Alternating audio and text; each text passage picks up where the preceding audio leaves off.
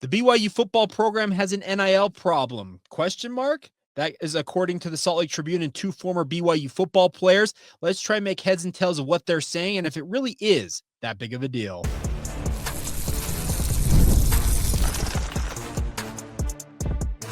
You are Locked On Cougars, your daily podcast on the BYU Cougars, part of the Locked On Podcast Network, your team every day. What's up, everybody? I'm Jake Hatch, your host here on Locked On Cougars, resident BYU insider. Thank you for making Locked On Cougars your first listen today. And more importantly, thank you for being everydayers that's right here on your original daily podcast focused on the BYU Cougars. Coming up on today's show, we're talking BYU and NIL and the latest report from the Salt Lake Tribune. We'll also talk about BYU and the standard they have set for the University of Utah in the aftermath of Utah firing basketball coach Craig Smith. And then we'll also talk about BYU basketball finally entering the national rankings after their epic week last week, and if it really has much bearing on what BYU can accomplish this year. All right, so without further ado, Kevin Reynolds from the Salt Lake Tribune, who I think, on a personal note, I get along very well with Kevin. He's a good dude. I really enjoy my chats with him, but he has dredged up yet again another story about BYU and NIL, and is alleging that BYU, according to two former BYU football players, those being Crew Wakely, who is now a Purdue Boilermaker, and Isaiah Banya, who recently exhausted his eligibility and is now training for the NFL draft and other professional opportunities, that they had their pay cut last year after a meeting in which Nutricost CEO Min Kim got up and said, "I'm not paying your guys' bills. I'm here to pay for wins." Okay, on its head, that looks a little shady and it looks a little dodgy. I get all that. The bigger point I want to make on today's show and my rebuttal to all of this is consider the, I guess in this case, sources. Crew Wakely left BYU due to playing time issues. He was very clear about that with our good friends over the Loyal Cougars podcast. Jake Edmonds doing a bang-up job. I actually co-hosted that show yesterday. He had Crew Wakely on, and Crew said he was going to be told he's going to be splitting time. He also came on my radio show with DJ and PK and made the same such insinuations. There was very little in the way of complaints about NIL. But this article would have you believe that Crew was out the door, and a big part of it was because he felt like he wasn't being paid market rate. Great. Isaiah Banya said his pay was cut by $700 a year from the Royal Blue Collective.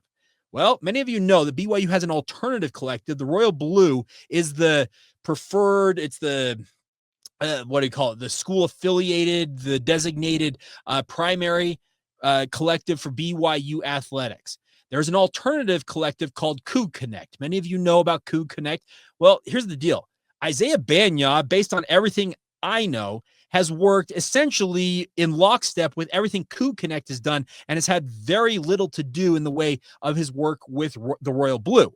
So when he makes complaints about the Royal Blue and tries to make assertions and statements about such things, it rings a little hollow in my book because, once again, he's affiliated mainly with BYU's alternative collective.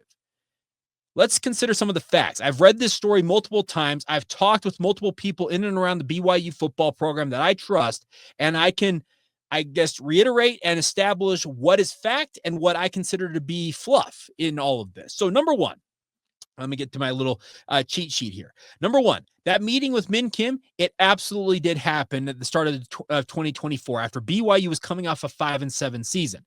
Well, there was an initial surge for BYU going into the Big 12 conference, the excitement around that, being a member of the Power 5 at the time, now the Power 4. A lot of that led to some pretty significant investments from boosters for NIL efforts for BYU. Well, then BYU football goes out and has a 5-7 season with a 5-game losing streak to end the year and misses out on a bowl game. You know what happens when boosters watch their money in their eyes be wasted on a team that doesn't accomplish what they hope to accomplish? They are going to be very reticent to invest more money. And that is where I think that initial meeting, the root of it came from. So the meeting with Min Kim did happen. The 5-7 record, yeah, it turned some boosters off. And in this case, it apparently had Min Kim up in arms. I can also establish that pay was indeed cut for players. Mark Comer and I think it was Lon Henderson, who are the two people from the Royal Blue Collective that were quoted on the record in this article, are both quoted as saying no matter what the record would have been, there was call it a market correction, whatever you want to term it, that BYU was going to have to lower the overall payouts to their players. It was inevitable, according to them.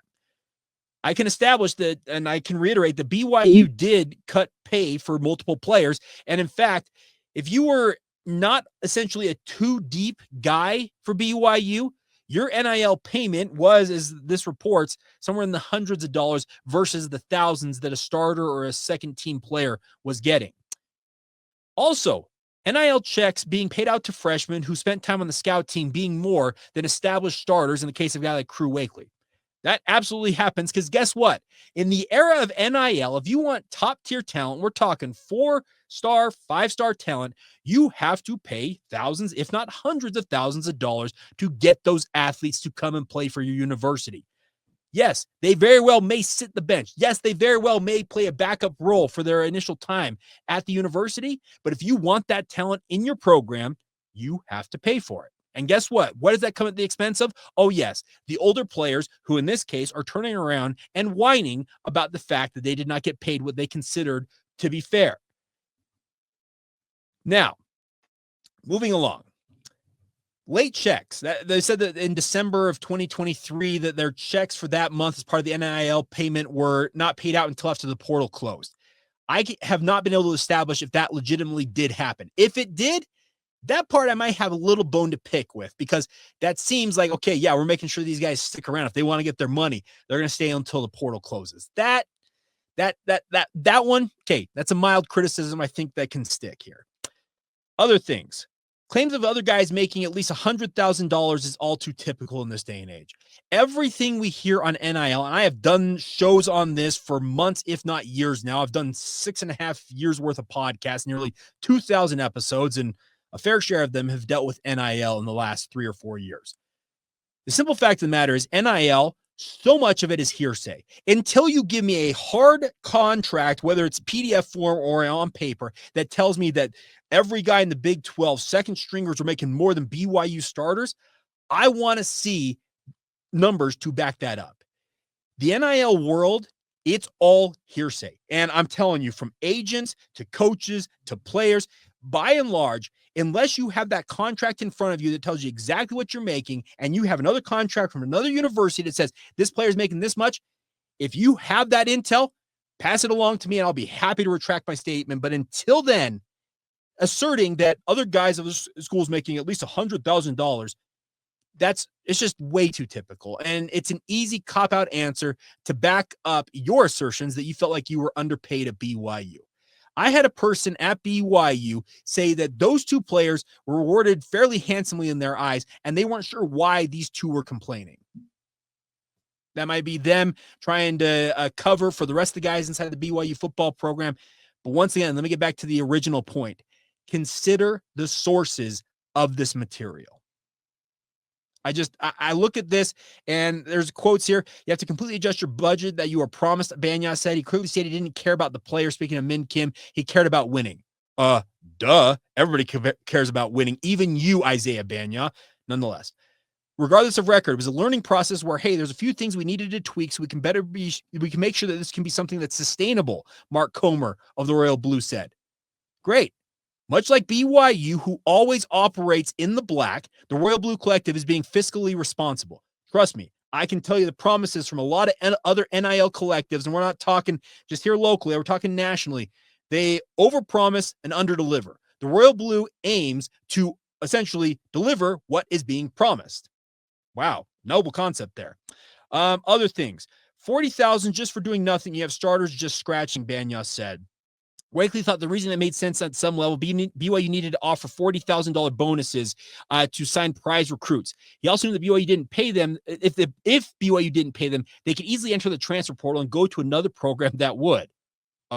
Yeah, welcome to NIL yet again. So the final quote here from Isaiah Banya. They have money. Trust me. Look at the basketball program. You're telling me you can't at least lower the budget of some of the freshmen, people who don't have that big of a role? You can't take some of that and just disperse it, Banya said. Okay, Isaiah, here's the deal. You take that money from those freshmen or the star players that are coming into the program, and you disperse it back around the roster. Guess who's leaving the program and the next chance they have to hit the transfer portal? Oh, yeah, those guys you're already paying that money to. All right, so enough soapbox moment for me. All right, let's start off the soapbox. Coming up next, we're going to talk a little BYU basketball and how it relates to a high-profile firing. Yes, up on the hill, Craig Smith is out as the University of Utah men's basketball program has BYU essentially set the standard way, way too high for the Utes to ever clear it. We'll talk about that next right here on Locked On Cougars. Today's show is brought to you by our friends over at Prize Picks. March basketball is nearly here. There's no better way to get in on the action than do it with our friends at Prize Picks. It is the best place for daily fantasy sports, my friends. With Prize Picks, you pick more or less on at least 2 player projections. And if you're right, you can win up to 1,000 times your cash. It's fast, easy, and keeps every game exciting. The best part is you can make your picks in less than 60 seconds. You're done, and you're on to watching the rest of the game and being engaged from tip to finish. When you win, your money hits your account as little as 15 minutes. No waiting around. The best part is they even offer weekly promos like Taco Tuesday, where you get discounted player projections for even more value to help you hopefully win more money. So download the app today and use the promo code LOCKEDONCollege and get $50 instantly if you play your first $5 lineup with Prize Picks. That's promo code LOCKEDONCollege for $50 instantly if you play your first $5 lineup on the Prize Picks app. Get started today with our friends over at Prize Picks, where they, as they like to say, you can run your game. Thank you once again for making Locked On Cougars your first listen of the day. Hope y'all are doing well out there, wherever you are in Cougar Nation. All right, let's talk about the University of Utah. What? We're talking about the Utes? What are you doing, Jay? Slow your roll. Craig Smith was fired yesterday as the head coach of the University of Utah men's basketball program. Nearly 4 years in, first year in the Big 12, didn't even get to finish the year, but he is out as head coach, and Josh Eilert takes over as interim head coach. Utah is trying to get a jump on the hiring cycle, it appears, and trying to hit reset on their basketball program. Despite Craig Smith's got a pretty incredible track record leading up to his time at the University of Utah. Let's be real. He won at, it was like the D2, maybe NAIA level, then jumped to South Dakota, went to the NCAA tournament there, jumped to Utah State. Yes, that little brother way up to the north of the Utes, and had three straight NCAA tournament berths. And then in nearly 4 years, had no tournament berths at the University of Utah. So Utah has decided to turn things around, and I can't report this. I don't have any intel on it that says, but here's the deal. Any coach, and I would imagine that guys like Andre Miller, like Alex Jensen, Johnny Bryant, insert affiliated head coaching candidates, heck, even outside the box candidates like a Richard Pitino from New Mexico. Any one of them who has a brain cell or has an agent that has a brain cell is going to go to Utah in those interviews and say, okay, here's the deal. You have got your arch rival 40 miles to the south paying the number one recruit in the entire country, reportedly $8.5 million in NIL. Also, they brought a high-profile coach in from the NBA and reportedly paid him north of $4 million. Where's the money? Are you going to be able to match that? That's the concern the University of Utah has to have here, is that BYU and what they are doing with Kevin Young at the helm of their basketball program set a bar or a standard way too high for the University of Utah to clear it. And is that going to be enough to satisfy the athletic director, Mark Harlan's demands? Is that going to be enough to satisfy this long dormant University of Utah men's basketball fan base that, trust me, until last year, they had curtains around the upper bowl up there unless BYU showed up? Is that going to be able to be something that their fans, the University of Utah, are they going to be able to clear the bar and match up with BYU? On its head, I'm not sure they're going to be able to. Now, also, could their standards be lowered and they just acknowledge what a spade for a spade and acknowledge they're not going to be able to match BYU? They could say that, but be prepared if you say that, if you're Mark Harlan or anybody at University of Utah, for major blowback from your fans on social media and otherwise. They will not accept that. They believe themselves to be on par, if not superior, to BYU in essentially all facets. And any of you who are on social media know what I'm talking about. I look at this, and if I'm any coach who's considering coming to the University of Utah, I am pointing at BYU and saying, I want that type of money both in NIL and in salaries. If you're willing to do that, let's talk shop. If not, well, better luck next time. That's kind of the cut and dried situation I see here for the University of Utah, is that BYU very well may have made it a job that was already tough enough and made it even tougher. And this may come off as me essentially rubbing our rival's face in it, and in some ways it is, but I think anybody who looks at it for what it is understands where I'm coming from. BYU has got boosters. We just talked about Isaiah Banya a little bit earlier, saying that BYU's got plenty of money. Look at the basketball program. Yes, BYU has their boosters that have their ducks in a row. One of you, I talked about NIL and the overall booster investment that the Royal Blue originally announced that they had 32 what they called major donors. We're talking deep pocketed types. We're talking guys who run multi-million, hundreds of million, billion-dollar type companies that are more than willing to invest in BYU athletics. University of Utah has got to be able to match that, if not surpass it. And that is where the rub is going to come for the Utes. BYU's got a good thing going for it. There's zero doubt about that. We're going to talk about them being nationally ranked momentarily. This BYU basketball era is in its infancy, but already looks extremely bright. Now, could it all go by the wayside if a freak injury happens to a star player, or all of a sudden those NIL funds dry up, or a myriad of other things happen? Yes, it could. But as it stands right now, with the way that BYU is trending with Kevin Young at the helm of this basketball program, it appears that bright days are here and brighter days are on the horizon for BYU basketball, whereas the University of Utah pulled the rug out from their head coach less than a year into their Big 12 tenure, where they were picked to finish, let me get you, dead last in the conference. They were 10th in the conference. They have a over 500 record. They just beat Kansas and Kansas State. They do have a win over their rival BYU, as we all know, up there in Salt Lake City, and they pulled the cord on that. How much leeway is this new head coach going to have at the University of Utah? It has been a program that has been in turmoil essentially since the final days of the Rick Majerus era, and even then, it was pretty tumultuous during that period. Ray Giacoletti had some moments. You also saw some from Larry Kraskowiak, but here's the deal. The University of Utah has got itself in a very precarious position with this decision to fire Craig Smith, to get a jump ostensibly on hiring a new head coach. But they have got to find A, the right hire, and B, is that person or those persons who are interested, are they willing to play ball at the level Utah can invest in, or are they going to say, match what BYU's doing or I walk? That is a pretty tough situation, I think.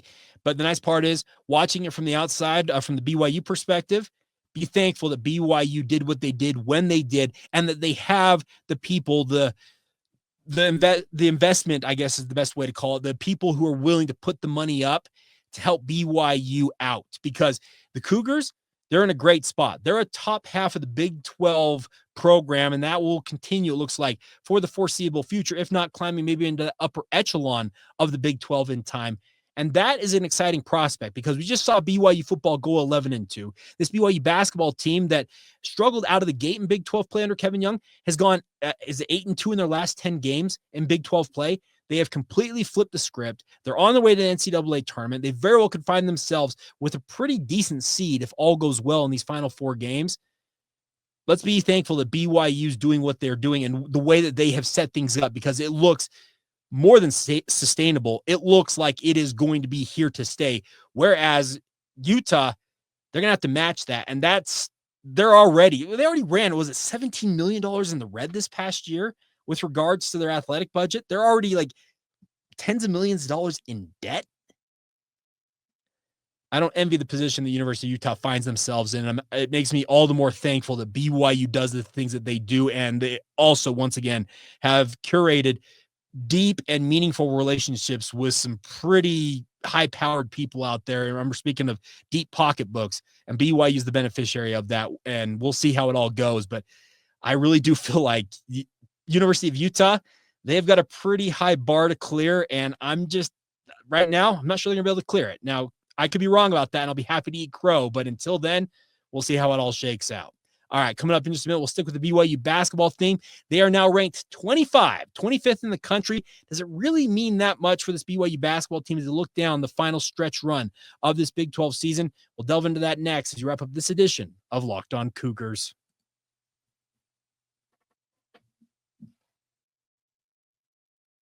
Thank you once again for making Locked On Cougars your first listen of the day. If you have not done so already, please join the Locked On Cougars Insider Group. Support this show, but more importantly, get the inside scoop on all things I'm hearing on BYU sports. I will be frank, I don't proclaim to be the BYU insider. There's many guys out there who've got really good sources, much like I do. But the stuff that I am hearing from my sources that I trust, it's going to our Locked On Cougars Insider Group first. And if you want to be a part of that, click the link in the show notes below, whether you're watching this on YouTube. I'm just going to point right down here, click down there, or wherever you get your podcast. There's a hyperlink in there. Sign up today. The best part is you get 14 days of a free trial before you're charged anything, and it's just $5 a month to be a part of the Locked On Cougars Insider Group.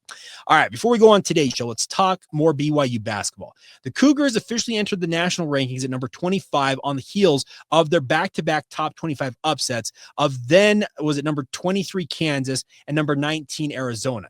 Kansas, as you might expect with the blowout loss, dropped out of the top 25, while BYU went from last week receiving zero votes as far as I recall, and now is number 25 in the national rankings.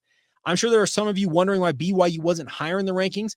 Let me just reiterate. They went from 0 votes to being 25th in the country. That's a pretty impressive rise in the national pollsters' view. But let's also be very clear about this. I asked Kevin Young yesterday during his press conference, are you excited to be 25th in the country? Does it mean much for you? He said, the more I learn about this, and he is coming from the NBA where national rankings and rankings in general just don't really exist. He said that I'm learning about this, and it's a credit to the guys for what they did on the court.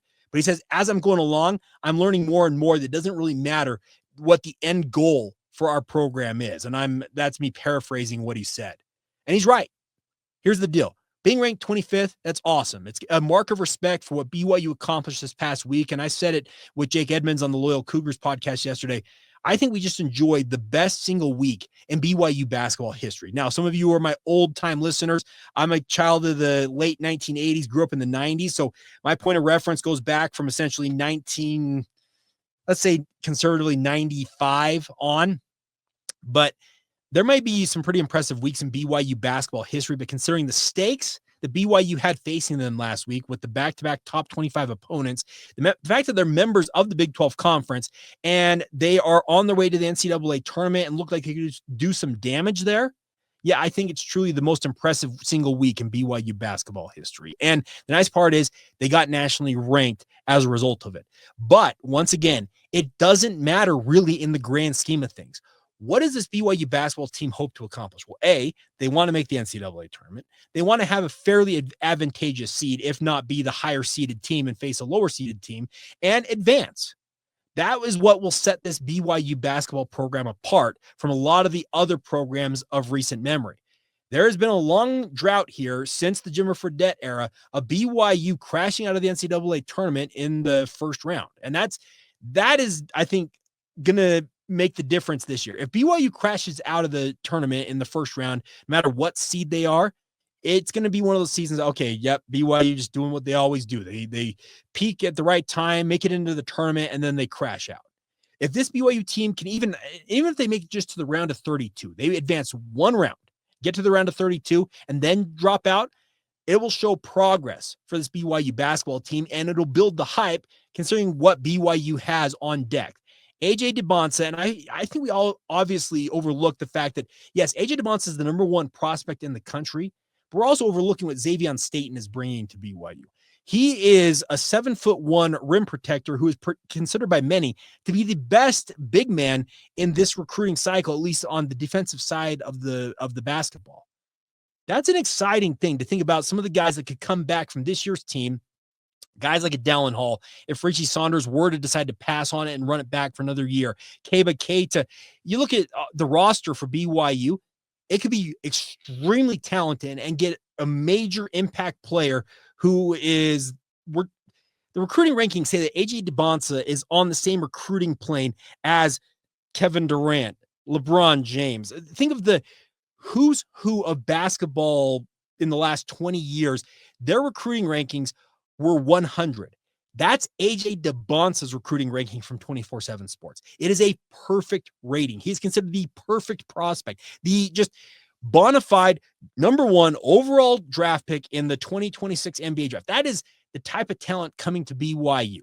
But getting back to the conversation at hand is that being ranked 25th right now, yes, it's a mark of respect. It's a badge of honor that BYU should wear proudly, and they should carry it in for the rest of the season because they should go 3-1 down the stretch here. And I see no reason why even a loss to Iowa State, who's nationally ranked, would drop you out of the top 25. You handle your business. You're going to remain in the national rankings, and you're probably going to use that to hopefully boost your stock when it comes to the seeding on Selection Sunday. So, yeah, I look at the ranking. I say, yeah, it's awesome for BYU. Congratulations being 25th in the country and keep climbing because I love to see that number next to BYU's name. And Scott Van Pelt said it after that Kansas game. I don't know why BYU doesn't have a number next to their name. Well, Scott, SVP, they do have it now. So celebrate that fact, but also don't lose sight of the fact that BYU, they have got bigger goals. They want to accomplish a whole lot more than just being nationally ranked. In football, national rankings do matter, even in the college football playoff era, because the playoff committee puts out its own rankings and they use those to determine the field. The selection committee in the NCAA tournament, yeah, it's great you're ranked whatever you are, but guess what? Here's our 7 other metrics: net rating, Torvik, Ken Palm, on down the list. That's what's going to help us set the tournament field. So you may be ranked 21st in the country, but guess what? You may still be a 10 seed in the NCAA tournament. It's all going to not depend. It's all going to come down to what do you do in March? And I know that we, in the bigger sports community, we prize results in the postseason way too much sometimes. Let's be honest. March Madness is where legends are made. It's where names are made. It's where you make your mark in the sport of college basketball.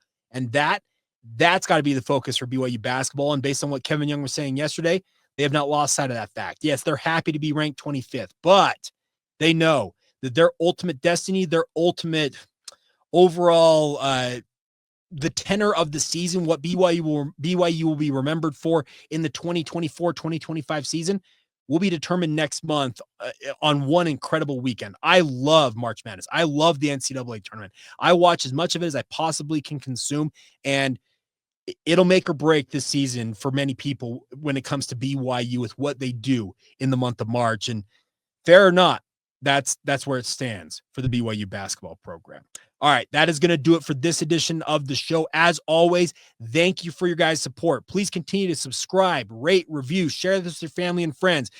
Click the bell notification icon if you're watching this on YouTube so you have a new episode when it drops. You're notified right away. You can be among the first people to check it out. And as always, thank you for making Locked On Cougars your first listen today. And until tomorrow, thank you for being everydayers with us right here on the Locked On Cougars podcast.